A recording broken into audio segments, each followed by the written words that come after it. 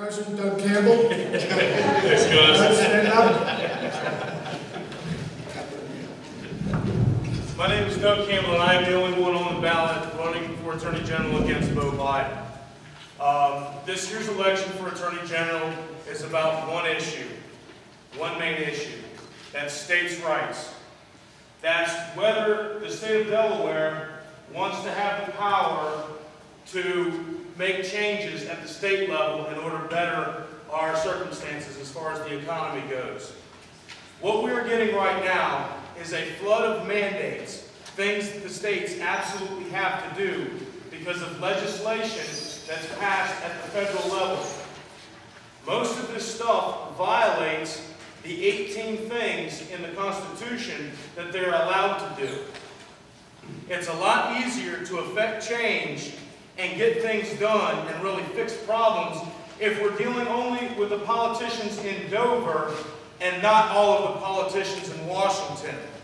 The only person in state government that is the buffer between the people and the federal government is your state's Attorney General, because he is the one responsible for filing the lawsuits against the federal government.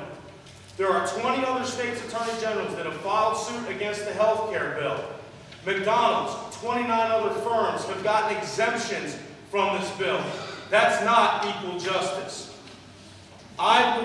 We are going to create a coalition of Attorney Generals that are going to push back against the federal government and let them know what their proper place is.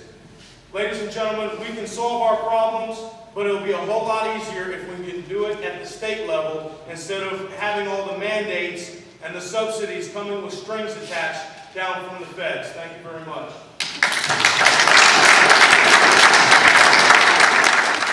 We're going to move to the Attorney General's race now. We have with us today Doug Campbell, affiliated with the Independent Party of Delaware. So Doug, take a minute to introduce yourself. My name is Doug Campbell, and I'm the only person on the ballot running against Bo Biden. The question before the state in this Attorney General's race is, what is the proper role for the federal government? Now, according to the Constitution, there's 18 enumerated powers. Whenever they overstep those bounds, those kinds of bills should be challenged. The only buffer between the people and the federal government is your state Attorney General. There's 20 states that have filed suit against the health care bill, and if I'm elected, we'll be 21. This is an overstep. Okay, we understand. Wait till you guys read the bill. McDonald's and 29 other firms have just gotten waivers. How is this helping anybody? How can this help everybody? When you've got a bill to come down and there's only a certain group of people that it's going to affect, this is not equal justice. We do need... Thank you, that's your introduction.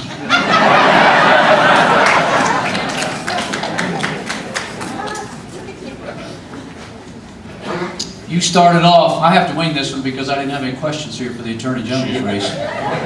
You started off by saying you think the most significant question is the separation of powers between the federal government and the state government.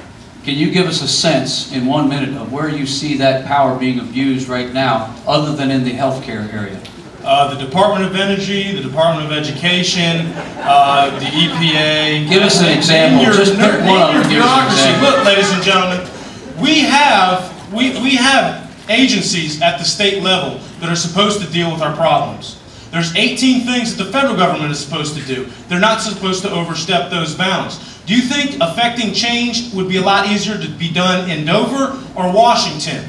If you think change is easily changed in Washington, go there and then have them hold the state's hands. And with all these mandates that come down from the feds, all the money that comes with it has strings attached. The race to the top is like $100 million that's going to go to bureaucrats, where instead the state Attorney General could direct that money directly to the schools instead of it being hijacked by these bureaucrats. Okay. Finally, there are two candidates on the ballot.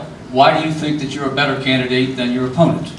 I don't know if I'm the better candidate, but according to the Constitution, I'm going to follow the law.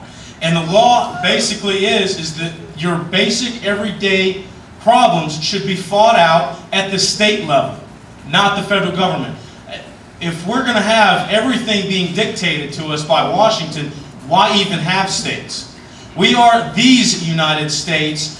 That way, when one state does it right, the other states can kind of follow their lead. When one state does it wrong, we can say, hey, we'll stay away from that. If the things that are coming down from the federal government are being placed on all the 50 states, there's no place to escape.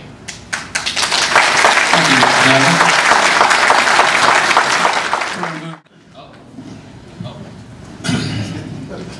The number one issue facing this country is not the economy. The economy is driven by our monetary policy.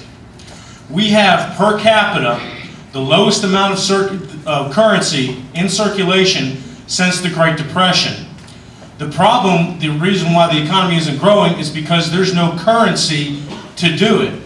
If you want to end the Depression, you must end the Federal Reserve. The function of government is to issue the currency. It does not belong to the banks.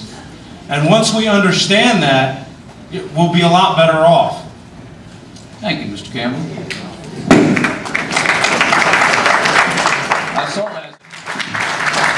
Well, being an independent, I have to say that I dislike both parties equally, so whenever this stuff comes up, I'm going to look at it by the letter of the law and the Constitution, and whatever usurps the rights of the states, you know, we're going to challenge it, and that's pretty much it. You guys got to quit looking at things Republican and Democrat and look at who is behind these two groups. It's bankers and corporations that are using these policies to vertically consolidate all businesses so they can have more control. Thank you, Mr. Campbell. Mr. Flower? Mr. Campbell. Well, I think it's imperative that we do get some kind of control over campaign finance reform. My suggestion would be to pull the money away from, pull the ability of corporations and unions to be able to give to candidates. If candidates were stuck with getting money only from the individuals, only from their constituents, from what other state or district they're representing, that would completely change the way we're looking at the elections. If we took away those powers and gave all candidates equal TV and radio time, we might see different outcomes in these elections. Thank you. Hot topic. My concern is health and the environment in the state of Delaware, which I think is what is killing this state with a very high cancer rate. We've now been told about toxicity in our water from Wilmington down to Dover. We've been told about air quality. We're experiencing it in Newcastle County, particularly Wilmington, and now in Newark, my hometown. And we have the fertilizers in Seaford, and we have the Indian River Power Plant. Is there anything that can be done about the environment in the state of Delaware? Well, if elected, this would be my job. We have to hold the corporations responsible for the spills, responsible for the toxicity, accountable. And the only way to do that is to have the government go in there and mandate, well, the Attorney General would have to file lawsuits against these corporations, and one of the first things that they ought to be doing is mandating that the corporations pay for a reverse osmosis water purification on everybody with a well. That's a simple start to try to start driving out some of these toxins that are entering into our bodies. Some of the other things that I would push for is mandatory labeling of genetically modified organisms in our food sources.